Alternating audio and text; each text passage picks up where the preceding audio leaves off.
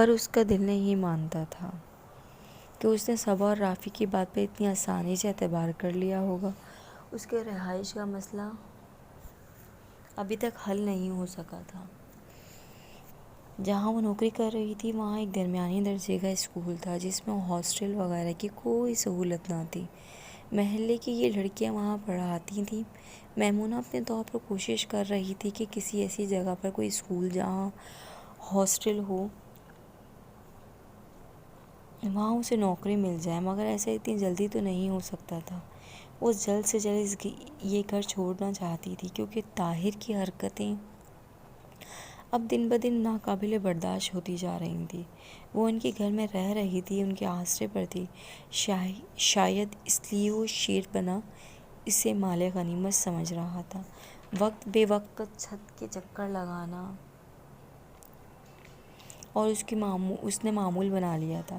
حالانکہ اس سے کم عمر تھا مگر دادی اور باپ کا منہ چڑھا تھا کیونکہ 3 بہنوں کے بعد پیدا ہونے والا لڑکا تھا، سو کچھ زیادہ سر چڑھا تھا۔ اور یوں بھی اس طرح کی گلی محلے میں رہنے والے اکثر لڑکے یار دوستوں میں اٹھتے بیٹھتے اسی طرح حرکتیں کرتے ہیں۔ فیکٹری چھوڑ کر اب وہ کسی گیراج میں کام کرنے لگا تھا تاکہ عجیب سا حلیہ، عجیب سے فیشن کرتا گٹکے اور پان سے دانت لال رہتے تھے۔ میمونہ کو اس طرح دیکھ کر عجیب سی کراہٹ آتی تھی مگر وہ خاموش رہنے پر مجبور تھا۔ پھر اس کی نظر کے سامنے سفید کوٹ پہنے، گلے میں اسٹوپیک ڈالے، آنکھوں پر نظر کے گلاسز لگائے، شفاف دل نگاہ والے سراپا گھوم جاتا تھا۔ میمونہ تم سے ایک بات کرنی تھی بیٹا، اگر تم برا نہ مانو تو۔ وہ اسکول سے آئی اور سیدھے خالہ کے پاس کچن میں چلی آئی تھی تاکہ دوپہر کا کھانا بنانے میں ان کی مدد کر سکے کیونکہ ان کی بڑی تینوں بیٹیاں اس وقت فیکٹری میں ہوتی تھیں۔ میمونہ اسکول سے آ کر گھر کا کام کافی نمٹا لیتی تھی، پھر خالو اور طاہر کے آنے سے پہلے اوپر بنے اسٹور نما کمرے میں چلی جاتی تھی۔ رات کا کھانا کبھی کھاتی تھی اور کبھی نہیں۔ خالہ جی بولے نا خالہ، کیا بات ہے، پوچھ کیوں رہی ہیں؟ میمونہ نے ہاتھ دھو کر پرات میں رکھا آٹا اٹھا کر گوندنا شروع کر دیا تھا۔ بیٹا کیا کروں، سوچتی ہوں یہ بات تم سے کروں یا نہ کروں، پر تمہاری خالو اور طاہر کی خواہش ہے اس لیے کر رہی ہوں۔ خالہ کی بات سن کر جانے کیوں اس لمحے میمونہ کا دل بے ہنگم انداز میں دھڑکا تھا۔ خالہ کیا بات ہے، آپ پلیز بتائیں، سب خیریت ہے نا؟ اس نے کانپتے ہاتھ آٹے سے کھینچ لیے تھے، اسباب پہ ایک بوجھ سا آ گرا تھا۔ بیٹا دیکھو، میری بات کا برا مت ماننا اور مجھے سمجھنے کی کوشش کرنا۔ جی خالہ بولیں، آپ، میں سن رہی ہوں۔ میمونہ نے اس کے ساتھ ساتھ خود کو بھی حوصلہ دیا تھا۔ بیٹا دراصل تمہارے خالو چاہتے ہیں کہ تمہارا اور طاہر کا نکاح کر دیا جائے تاکہ تم پورے حق سے اس گھر میں رہ سکو، وگرنہ دوسری صورت میں تمہیں یہاں سے جانا ہوگا۔ میں کیا کروں میری بچی، میں بہت مجبور ہوں۔ میں تو دل سے چاہتی ہوں کہ تم یہیں رہو اس گھر میں، بنا کسی غرض کے کہ تم بھی میری بیٹی ہو، میری بہن کی نشانی، مگر اب تمہیں اپنے ساتھ رکھنے کا میرے پاس اور کوئی راستہ نہیں ہے۔ میں تو اول روز سے تمہیں اپنے پاس لانا چاہتی تھی مگر بس انہی باتوں سے ڈرتی تھی، اس لیے چپ رہی اور تمہیں وہاں تنہا چھوڑ دیا۔ مگر اب شاید میں بھی تھوڑی خود غرض ہو کر سوچ رہی ہوں کہ چلو اسی بہانے تم میرے پاس تو رہو گی، میری نظر کے سامنے تو رہو گی۔ خالہ اور بھی بہت کچھ کہہ رہی تھی مگر میمونہ کو سائیں سائیں کی آوازوں کے علاوہ اور کچھ بھی سنائی نہیں دے رہا تھا۔ لال سرخ آنکھیں لیے گھٹکے سے لال ہونٹ اور دانت حریص نگاہیں، عمر میں اس کی سے چھوٹا انسان جو اسے بطور کزن ناقابل برداشت لگتا تھا، وہ بھلا ہم سفر کیسے قابل قبول ہوتا؟ میمونہ کو اس لمحے اپنے دل گھٹتا ہوا اور دم گھٹتا ہوا محسوس ہوا تھا۔ سمیر کی اصلیت اب رفتہ رفتہ رافی پہ کھلنے لگی تھی۔ وہ ان کے گروپ فیلو لائبہ کی اور رافی کے نام پر ٹرپ کرتا رہا تھا۔ دراصل لائبہ کو رافی کو پسند کرتی تھی اور اس کی وجہ سے ہی ان کے گروپ میں شامل ہوئی تھی اور ان کے ساتھ مل کر ویڈیوز وغیرہ بنانے لگی تھی، اور بس یہی بات سمیر کو اچھی نہیں لگی تھی کہ اس کے ہوتے ہوئے کسی اور کو اہمیت دی جائے۔ وہ سوچتی تھی کہ پیسے سے ہر شے خریدی جا سکتی ہے، اس لیے اس نے ہر قدم پر رافی کو اس کے گھر والوں کی نگاہ میں گرانے کی کوشش کی تھی، وہ ایک مفاد پرست انسان تھا، وہ چاہتا تھا کہ جہاں وہ ہو وہاں کوئی اور نہ ہو۔ رافی کے پیسے بھی اس نے ہی ابھی تک نہیں لٹائے تھے۔ رافی کے اندر احساس جرم دن بدن بڑھتا جا رہا تھا۔ اس نے ہمیشہ ہی گھر والوں پہ دوستوں کو فوقیت دی تھی، اب دوست اسے رنگ دکھانے لگے تھے، اور سمیر جس پہ وہ سب سے زیادہ اعتبار کرتا تھا اسے دھوکہ دے رہا تھا۔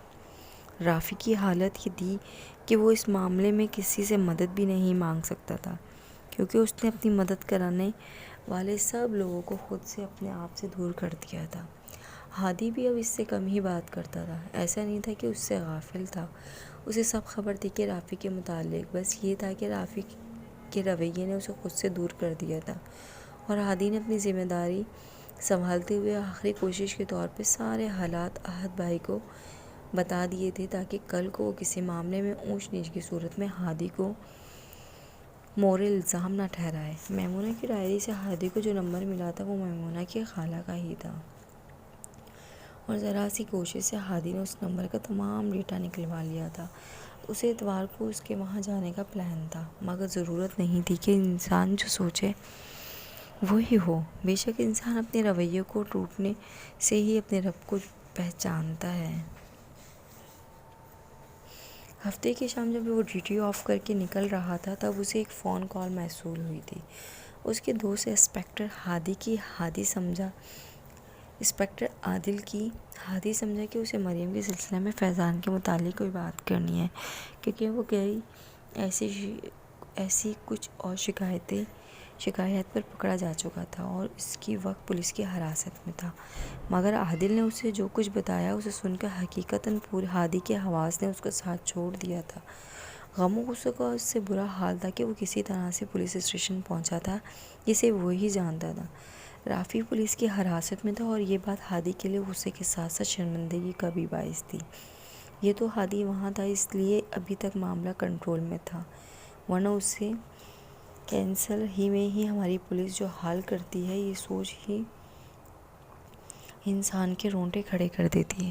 چاچو پلیز مجھے یہاں سے نکالیں، چاچو پلیز میری مدد کریں، مجھے نکالیں یہاں سے، میرا دم گھٹ رہا ہے، پلیز چاچو میں بہت شرمندہ ہوں چاچو۔ وہ 18 سالہ لڑکا اس لمحے خوف سے پیلا پڑ رہا تھا۔ اس نے کبھی نہیں سوچا تھا کہ وہ دوست جس سے جان چھڑکتا تھا، اس کی محبت اسے یہاں تک لے آئے گی۔ ڈر اور خوف نے اس کا برا حال تھا، وہ کسی سے نگاہ نہیں ملا پا رہا تھا۔ ہادی خاموشی سے وہاں سے ہٹ گیا تھا۔ اسے رافی پر غصہ تھا، شاید غصہ، مگر یہ بھی طے تھا کہ وہ اس طرح کی صورتحال میں اسے یہاں تنہا نہیں چھوڑ سکتا۔ اس نے بامشکل خود پہ قابو پایا تھا اور عادل کے پاس چلا گیا تھا۔ عادل نے بتائی کہ تفصیل کے مطابق سمیر کا فارم ہاؤس جو اس کے بیوروکریٹ باپ نے اسے عیاشیوں کے لیے لے کر دیا تھا، وہاں کچھ عرصے سے پولیس کو غیر اخلاقی سرگرمیوں کی اطلاع تھی۔ وہاں یہ لڑکے اور لڑکیاں مل کر غیر اخلاقی سرگرمیوں میں ملبوس تھے۔ اسی لمحے اس روز بھی یہی ہوا تھا۔ سمیر نے لائبہ کو رافی کے نام پر بلایا تھا، مگر اس کی نیت ٹھیک نہ تھی، اور یہ ساری باتیں رافی نے سن لی تھی۔ جھگڑا بڑھتے بڑھتے نوبت ہاتھا پائی تک جا پہنچی تھی، اور وہاں موجود کسی نے پولیس کو کال کر دی۔ پولیس تو یوں بھی موقع کی تلاش میں تھی، وہاں موجود سب کو اٹھا کر لے آئی تھی۔ لڑکیوں کو تو تھوڑی پوچھ گچھ کے بعد ان کے گھروں میں پہنچا دیا گیا تھا، مگر لڑکوں کو لاک اپ میں بند کر دیا تھا۔ فی الحال تو سمیر کی کوئی بھی سفارش کام نہیں کر رہی تھی، عادل ہی تمام معاملات کو ہینڈل کر رہا تھا، اور وہ اپنی کام کا ذرا سخت بندہ تھا۔ اس نے ہادی کو یقین دلایا کہ وہ پریشان نہ ہو، وہ بس رافی کا بیان لے کر اسے چھوڑ دے گا۔ ان کو لڑکوں کو سمجھانے کے لیے ایسا کرنا ضروری تھا۔ سمیر کو بیان ریکارڈ کرانے لے گیا تھا، تبھی عدن اسامہ اور رافی کے قریب آیا۔ دیکھو میری بات سنو، اب ہم لوگوں کے پاس یہاں سے نکلنے کا بس ایک ہی راستہ ہے۔ اس کی آواز سرگوشی سے زیادہ بلند نہ تھی، کیونکہ وہاں ان کے علاوہ اور بھی لوگ تھے۔ وہ کیا؟ دونوں نے سوالیہ نگاہوں سے اسے دیکھا تھا۔ ہمیں ایک دوسرے کا ساتھ دینا ہے، سمیر کا نہیں۔ اب یہاں ایک واحد حل ہے ان سب سے بچنے کا، اس کا باپ تو اسے چھڑا لے گا، سوچو ہمارا کیا ہوگا۔ یہ سب ہی متوسع گھرانے سے تعلق رکھتے تھے۔ جہاں پیسے کی ریل بھیل نہ تھی اور حقیقت بھی یہی تھی۔ سمیر جن غیر اخلاقی سرگرمیوں میں مبتلا تھا، ان لوگوں نے ان میں کبھی اس کا ساتھ نہ دیا تھا۔ حالانکہ ویڈیوز وغیرہ بنانے کے وہ بھی صرف اس لیے کہ سمیر کے پاس پیسہ تھا۔ نت نئی ٹیکنالوجی کی چیزوں اور جگہ بھی تھی، اور یہ سبھی نوجوان تھے کچے ذہنوں کے مالک۔ یہاں لوہا بھی سونا لگتا تھا۔ اب ٹھوکر لگی تو سمجھ آئے کہ کون صحیح اور کون غلط۔ وہ ہمیشہ دوستوں کو ٹریپ کرتا رہتا تھا، مگر اب یہ وقت دوستی نبھانے کا نہیں، خود کو بچانے کا تھا، وگرنہ ان کے مستقبل خراب ہو جاتا اور بدنامی الگ ہوتی۔ ان دونوں نے بھی عدن کی بات سے اتفاق کیا، اور رافی کو یوں بھی اب سمیر کے خلاف بھرا بیٹھا تھا۔ یوں وہ تینوں ہی اس معاملے سے بری ذمہ قرار پائے تھے، مگر سمیر فی الحال پولیس کی حراست میں تھا اور نکلنے کو ہاتھ پاؤں مار رہا تھا۔ سردیاں رخصت ہونے کو تھیں، دن اب طویل ہونے لگے تھے۔ سخت جاڑے کے بعد موسم دل کو بھا رہا تھا۔ اب اس روز بھی ایسا ہی موسم تھا۔ دھوپ تیز تھی، مگر چلنے والی ہوا بھی ٹھنڈی اور خوش تھی۔ میمونہ اسکول سے آئی تو عام دنوں کے مقابلے میں قدرے خوش مطمئن تھی، کیونکہ اس کی ایک کولیگ نے اس کے رہنے کا بندوبست ایک ہوٹل میں کر دیا تھا۔ اس نے ہر طرف سے میمونہ کو اطمینان دلایا تھا کہ وہ وہاں آرام سے رہ سکتی ہے، کیونکہ وہ جگہ اس کے کسی جاننے والے کی تھی اور لڑکیوں کے لیے کافی محفوظ تھی۔ اس لیے اس نے ہر طرح سے مطمئن ہو کر میمونہ کو وہاں کے بارے میں بتایا تھا۔ اس نے مناسب لفظوں میں خالہ کو طاہر کے رشتے کے لیے منع کر دیا تھا، اور یہاں سے جانے کے بارے میں بھی بتا دیا تھا، کیونکہ خالو کو کسی دھوکے میں رکھنا نہیں چاہتی تھی۔ وہ سمجھتی تھی کہ یہ ان کا احسان ہی تھا کہ انہوں نے اتنے مشکل حالات کے باوجود میمونہ کو اپنے ساتھ اتنے دن رکھا اور ہر طرح سے اس کا دل رکھنے کی بھی کوشش کی۔ اس پر کوئی زبردستی فیصلے کا حق رکھتی تھی۔ وہ ایک باشعور اور پڑھی لکھی لڑکی تھی، جو اب تک نامناسب حالات کا مقابلہ کرتی رہی تھی۔ فیصلے کا حق رکھتی تھی، اس پر کوئی زور زبردستی نہیں کی جا سکتی تھی۔ پھر طاہر سے عمر میں بھی چھوٹی تھی۔ میمونہ کو خود پر یقین تھا، وہ صرف یہاں رہنے کی خاطر اتنی بڑی قربانی نہیں دے سکتی تھی۔ خالہ سے بات کر کے وہ مطمئن ہو گئی تھی، اسے کل یہاں سے چلے جانا تھا۔ اس نے اپنا مختصر سا سامان پیک کر لیا تھا۔ خالہ نے اسے یقین دلایا تھا کہ خالو اور طاہر سے وہ خود بات کرے گی، مگر تب تک میمونہ کو یہاں رکنا ہوگا تاکہ وہ طریقے سے بات کو سنبھال لے۔ اپنے شوہر اور بیٹے کو وہ جانتی تھی کہ وہ کس حد تک جا سکتا تھا، شاید اس لیے تھوڑا متفکر تھا۔